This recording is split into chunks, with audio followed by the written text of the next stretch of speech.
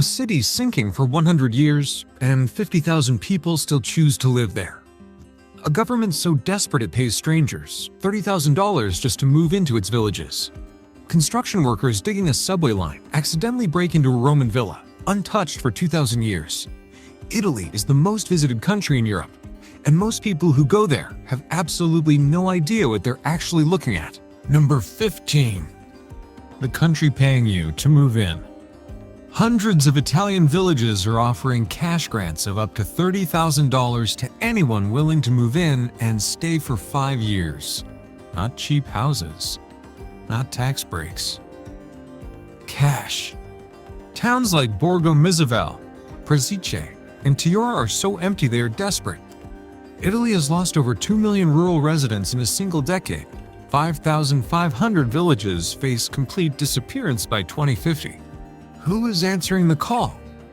Young women from America, Canada, and Australia. Many of Italian descent, many who have never lived in Italy, packing their lives and moving into houses their great-grandparents might have recognized. One American's video documenting her move to a Sicilian village hit millions of views within weeks. Italy is not just offering houses. It is offering something the modern world stopped selling a long time ago. A place that still remembers what it means to belong somewhere. Number 14. The women running Italy's underground economy. Italy has a shadow economy worth over $200 billion a year. And a significant part of it is run by women, not the mafia. The economia sommersa, seamstresses, home cooks, artisan farmers, and craftswomen working completely outside the official books. In Naples and Sicily, entire families have survived this way for generations, grandmother to mother to daughter, in an unbroken chain the government has never fully mapped. EU data places Italy's grey economy at 12.6% of GDP. Over 3 million people operate inside it daily. This is not a failure of the Italian system. For the women running it, this economy is the system. It always has been. And it has outlasted every government that ever tried to eliminate it. Number 13. When tourists became the enemy. Italy receives 60 million international visitors a year. To many locals living inside it, that number no longer feels like success.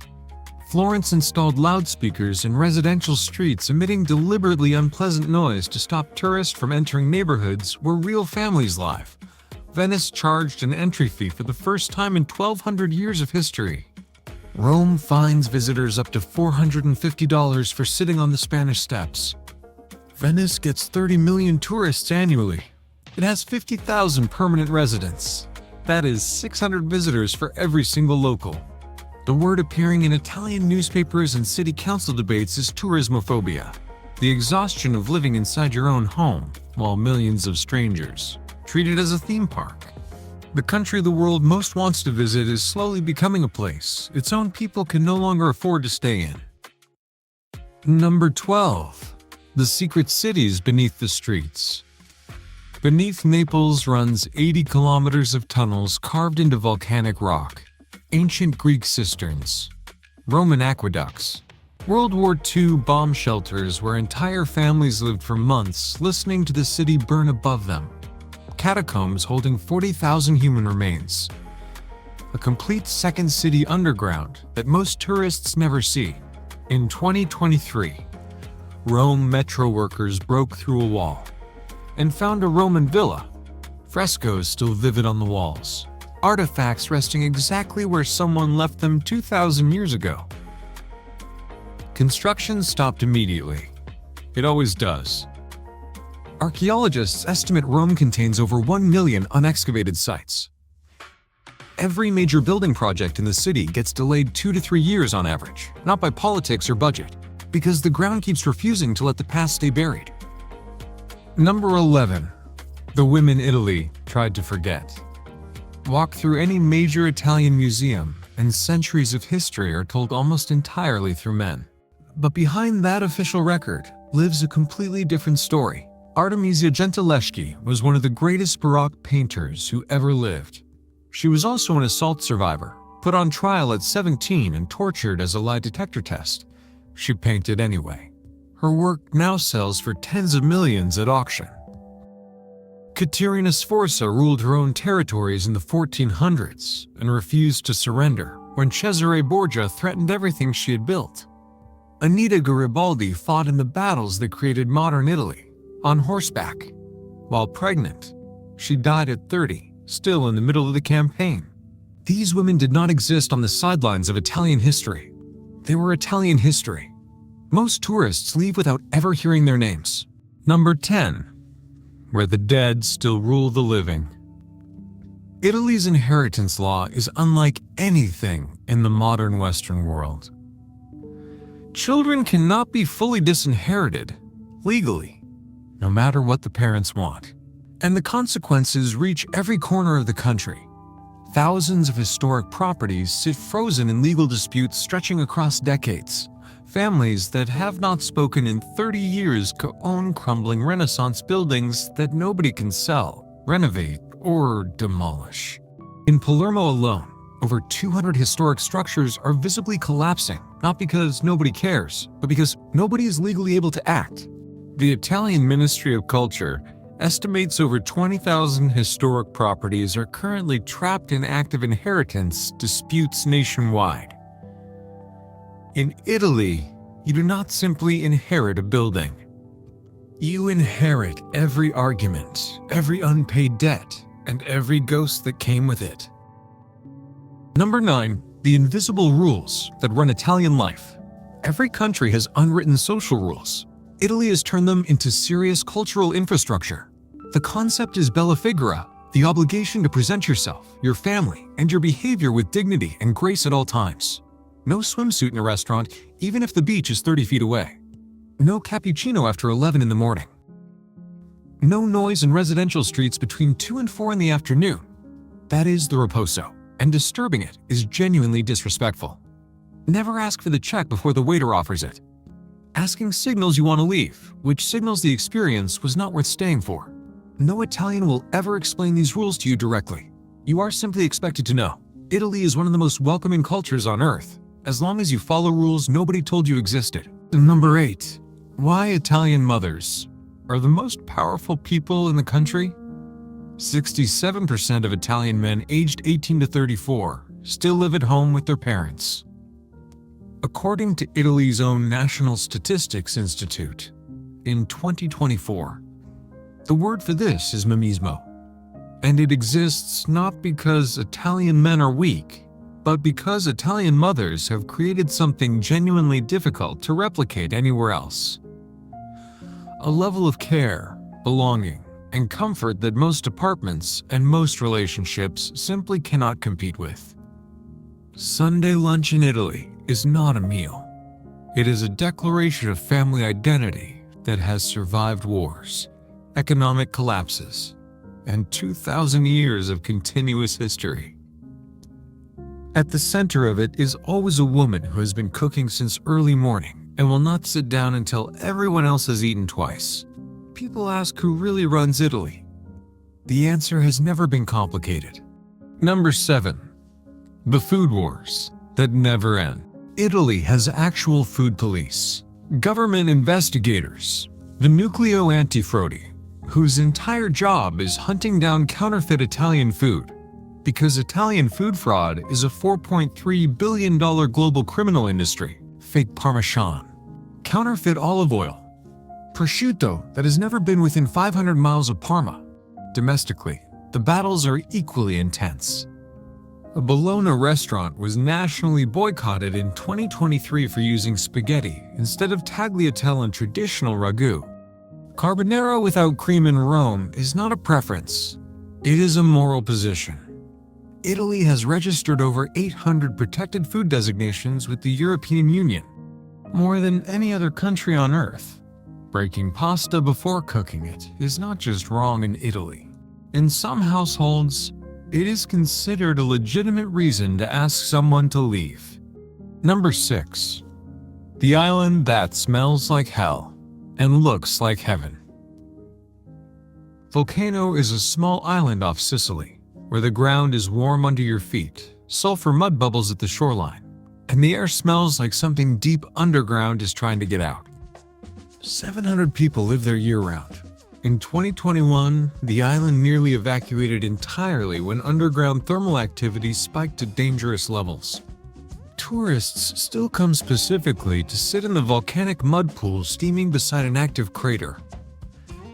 The waiting list to visit is months long. This is not unusual for Italy. 3 active volcanoes, millions of people living within range of Vesuvius, the same mountain that buried an entire Roman city without warning. Italy does not build away from danger.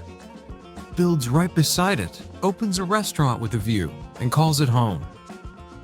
Number 5. The earthquake country that always rebuilds in the same place. Italy is one of the most seismically active countries in Europe. The Apennine Mountains running down the spine of the peninsula, some of the most visually dramatic landscape in the Western world, are also its most geologically unstable. Amatrice, 2016. The earthquake killed 299 people and destroyed a medieval town in seconds. Survivors rebuilt on the same ground. They always do. L'Aquila, 2009. 309 people died. The scientists were later prosecuted for failing to adequately warn the public. Italy records over 700 earthquakes per year. 5.6 million people live in the highest risk zones. Italy knows the ground beneath its most beautiful landscapes can open without warning. It builds there anyway. Because after 1,000 years, this is still home, and no earthquake has ever changed that. Number 4. The lake hiding an entire drowned village. In northern Italy, a single church tower rises above the surface of Lake Regia. Nothing else is visible above the water.